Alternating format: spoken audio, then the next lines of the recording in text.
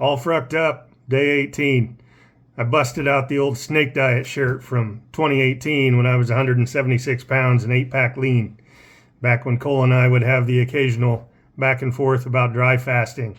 Yeah, and I'm assuming that I'm doing this with Cole's blessing. You know, I sent him a picture of the shirt earlier this evening. He gave it a thumbs up. So it's a good thing it's very stretchy fabric. It's quite amazing in that way, because I am not the size that I was when I bought this shirt. It is quite comfortable. Yeah, this material is next level. I don't know what it is. I remember reading about it at the time. It was some sort of like, I don't know, strange bamboo. I don't know.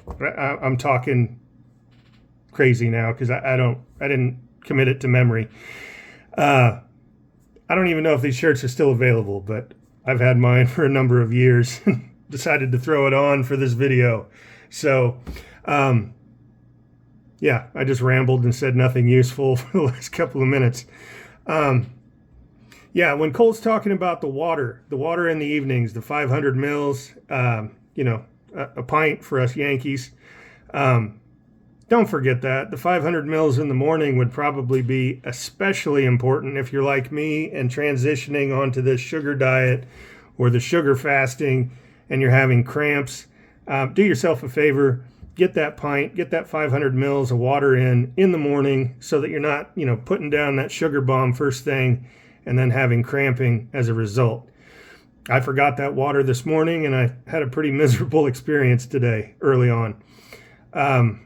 The other thing that I'd like to talk about is when Cole's talking about smashing in the food or pounding back, you know, whatever the meal is. You know, my interpretation of that is he's generally talking about people that are already lean because, you know, coming off of one meal a day, intermittent fasting, or the warrior diet, not to mention whatever disordered eating we might have been bringing to the table anyway, we tend to binge. You know, if you're getting ready to launch into another long fast, the tendency is to really fill the tank up, you know, to really load up on the food because you're not going to have another meal for a while. And, you know, you don't really know how long you might push that fast sometimes. So the tendency on the warrior diet, not throwing any shade at Ori Hofmeckler, but the warrior diet, you know, it's a massive feast in the evening. OMAD, you know, by nature of it being one meal a day, it's a large meal. At some point, you know, I did it in the evening. Other people might, you know, have their one meal a day at a different time. In any case, one meal a day, again, you're just pounding in or smashing in all this food quantity. And I think I heard Cole say on one of the live videos, we really need to get away from that. You know, eat like little Billy, right? 3 regular meals. Eat to satiety. You know, if you have a great big plate or a great big bowl, the human tendency is to fill that plate or fill that bowl. So, you know, we don't necessarily need these massive portions.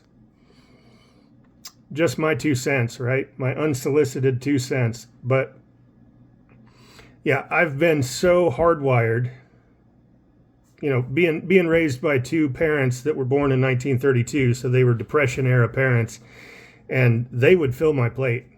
I don't know that my dad ever dished up much food, but my mom would fill my plate, and the expectation from both mom and dad was that I cleaned that plate, even though I didn't decide on the portion size. So, you know, I was a fat kid by 4th grade. So I've always had these large meals. Don't waste food. My dad made a joke one time about wasting the food. He was kind of giving my mom a hard time because I didn't want to finish the plate. I didn't want to clean my plate. And my mom's like, you can't waste that food. And my dad's like, well, if you force him to eat it, he's going to waste it. He's going to put it around his middle. He's going to waste it. I thought that was clever. But in any case, yeah, 1 meal a day, big meal. The warrior diet, big meal. Intermittent fasting, prolonged fasting, tended to have a big meal. Even if it was a large eating window, right? If you were doing like 16-8 or 18-6, that's still plenty of time to put in a lot of food. And I don't think that serves us well on this sugar diet, the sugar fasting.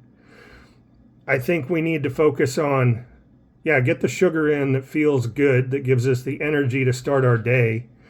And then be more mindful of the fact that it's not about smashing in endless quantities of sugar. It's not about pounding all these calories from sugar. You know, yeah, that's a component of, this dietary approach. It's sugar in the absence of fat. It doesn't it doesn't need to be a truckload of sugar necessarily. I just think we need to figure it out as we go, and not skew towards like, oh, let me get this massive bowl or plate of fruit and eat till we're bloated, our stomach's distended. That's just not the way to go about it. And Cole said he goes to bed in the evening with a flat stomach. So somewhere between like don't go to bed hungry and don't go to bed bloated, that's what we're going to have to figure out, each of us individually, like what that quantity of food actually is. So just my thoughts. Don't forget your water, and don't be afraid to downsize your portion. It's not an eating contest, and we're trying to move away from the tendency to have some massive bolus of food. So anyway, have a good evening. See ya.